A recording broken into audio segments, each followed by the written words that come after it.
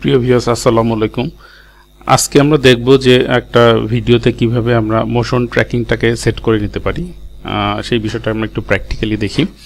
এটা আমাদের খুব কাজে লাগে বিভিন্ন সময় ভিডিও এডিটিংয়ের প্রয়োজনে। তো আমি আগে থেকে দুইটা ভিডিও ইম্পোর্ট করে রাখছিলাম। একটা ভিডিওটাকে আমি টাইম লাইনে নিচ্ছি। এটা হচ্ছে একটা বোট বা নৌকা, ফিশিং বোট। তো এটাকে আমরা ট্র্যাকিং করব। তো এর মুভমেন্টটাকে ট্র্যাকিং করব। এটা যে চলছে এর চলাচলটাকে আমরা ট্র্যাকিং করব, মানে সে যেখানে যাবে আমি টেক্সটটাকে সেখানে নিয়ে যাব। এই টেক্সটের জায়গায় আপনারা কিন্তু ইমেজও বসাতে পারেন। তো আমি এখানে টেক্সটে যেয়ে এখানে ডিফল্ট টেক্সট হিসাবে নিলাম। নেওয়ার পরে এই লেখাটাকে আমি মোটামুটি পুরো ভিডিওটা জুড়ে দিই। এরপরে লেখাটাকে আমি একটু ছোট করে নিই। ছোট করে যা লিখতে চাচ্ছি আমি শুধু বোটই লিখি, বোট মানে নৌকা। এবং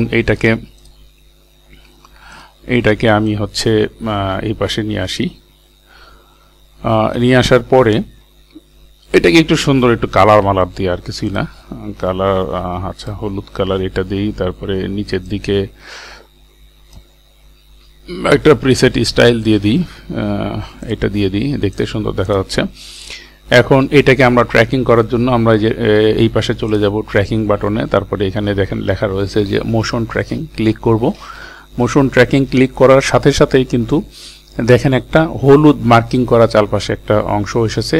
আপনি যেই বিষয়টাকে ট্র্যাক করতে চাচ্ছেন বা যেটার মুভমেন্টটাকে ফলো করতে চাচ্ছেন সেটাকে মার্ক করে দিতে হবে। তো আমরা আসলে মূলত এই নৌকাটাকে ফলো করব।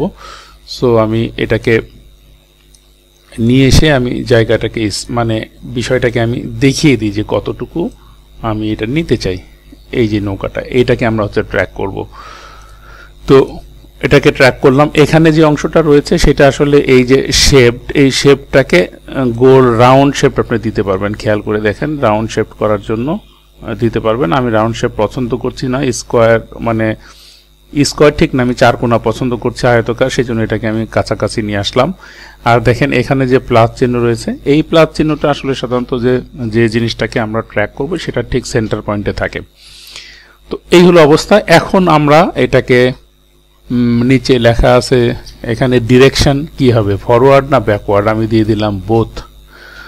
তারপরে স্কেলের জায়গা রয়েছে ফলো ট্র্যাকিং অবজেক্ট।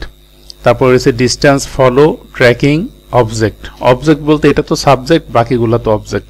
তো এই দুটোকে আমরা এখান থেকে আসলে অফ করে দিই। দেওয়ার পরে এটাকে আমরাকে অর্ডার দিই, দেখি কেমন হয়। তো এটা আসলে রেন্ডারিং হচ্ছে। রেন্ডারিং হয়ে যাওয়ার পরে আমরা ফাইনালি দেখতে পাবো যে বিষয়টা আসলে কেমন দেখা যায়। তো এইটা আসলে চমৎকার একটা জিনিস। আমাদের অনেক ভিডিওতে দেখা যাচ্ছে যে নির্দেশ করে দিতে হয় যে মুভেবল অবজেক্টটা কি, তখন আমাদের এই বিষয়টা খুব কাজে লাগে। আমি একটু চালায় দেখি। দেখেন এই যে বোট লেখাটা, কিন্তু এইটা নৌকাটা চলছে সামনের দিকে, কিন্তু বোট লেখাটা কিন্তু পাশাপাশি রয়ে গেছে। আপনারা খেয়াল করে দেখেন, বোট লেখাটা পাশাপাশি রয়ে গেছে। তো এইটাই হচ্ছে আসলে মোশন ট্র্যাকিং। আমরা আরেকটা ভিডিওর উপরে দেখতে পারি। আর একটা ভিডিও আমরা এইটা এবং এটাকে আমরা এখান থেকে ডিলিট করে দিই। দিয়ে আমি যে আর একটা ভিডিও নিয়েছিলাম, এটা খুব সুন্দর একটা ভিডিও। এটা হচ্ছে বাবা, এটা হচ্ছে কন্যা বা মেয়ে, ডটার, এটা হচ্ছে মা। এই তিনটাকে কিন্তু আমরা এখন আলাদা আলাদাভাবে তিনটাকে আমরা সেট করে দিতে পারি। তো সেই জন্য আমরা অনুরূপভাবে যেটা করব, টেক্সটে যাওয়ার পরে ডিফল্ট টেক্সট আসার পরে এই টেক্সটটাকে আমরা বড় করে দিই। বড় করে দিয়ে এটাকে আমরা এখানে নিয়ে যাই এটা, এবং এখানে আমরা কালারটা একটু চেঞ্জ করে দিই, হয়তো লাল বা সবুজ কালার, আচ্ছা হলুদ কালার দিই, কালারটা ফুটতেছে না। আচ্ছা এরকম দেওয়ার পরে এখান থেকে আমরা এটাকে লিখে ফেলি মাদার, MOTHER। মাদার লেখার পরে লেখাটাকে আমরা একটা শেপ দিলাম। এখন দেখেন এটাকে যদি আমরা ট্র্যাকিং করতে চাই এই লেখাটাকে, তাহলে আসলে ট্র্যাকিং করব কোন জিনিসটা। মাদার লেখাটাকে একটু উপরে ওঠাই। তো ট্র্যাকিংয়ে যাওয়ার পরে আমরা ট্র্যাকিং করব এখানে অনুরূপভাবে যে এই বোথ লেখাটা এখানে থাকবে। ফরওয়ার্ড ব্যাকওয়ার্ড এই দুটোকে আমরা অফ করে দিব এবং এইটাকে আমরা নিয়ে আসবো হচ্ছে এই ফেসের সাথে, অর্থাৎ আমরা ট্র্যাক করব হচ্ছে এই ফেসটুকু। আচ্ছা, এই ফেসটুকুকে আমরা ট্র্যাক করব, করার পরে এখন আমরা এখান থেকে স্টার্ট দিব। স্টার্ট দিয়ে আমরা দেখি যে আসলে কি হবে, যে মাটা যখন মুভ করবে তখন সেই লেখাটা কিন্তু তার সাথে সাথে মুভ করবে। আপনারা একটু খেয়াল করেন, এটা হয়ে যাওয়ার পরে আমরা এটা দেখতে পাবো।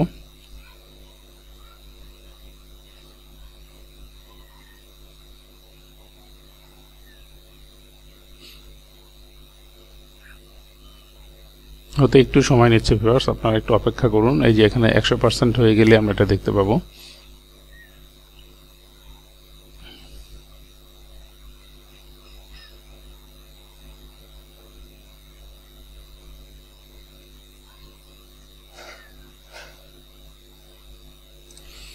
এখন আমরা ভিডিওটা একটু দেখি প্লে করে। দেখেন এই যে মাদার লেখাটা কিন্তু মায়ের যে মুভমেন্ট, অর্থাৎ হাঁটা চলার সময় যে তার পাটা নিচে পড়ছে বা উপরে পড়ছে বা সে ডানে বামে মুভ করছে, দেখেন তার এই মাথাটাকে কেন্দ্র করে তার লেখাটাকে কিন্তু ডানে বামে মুভ করছে। ঠিক একই রকমভাবে ডটার বা মেয়ের মাথার উপরে আমরা লিখে দিলাম এবং ফাদারের মাথার উপরে লিখে দিচ্ছি ফাদার, এবং দেখেন তারা যে তিনজন মুভ করছে এবং সাথে সাথে তাদের ফিগারকে কন্ট্রোল করে বা নির্দেশ করে বা ট্র্যাকিং করতেছে সেই তিনটা লেখাগুলো। আশা করি বিষয়টা আপনারা বুঝতে পেরেছেন এবং আপনারা নিজেরা প্র্যাকটিস করেন। বিষয়টা খুবই সহজ। খোদা হাফেজ, বাই বাই, টাটা।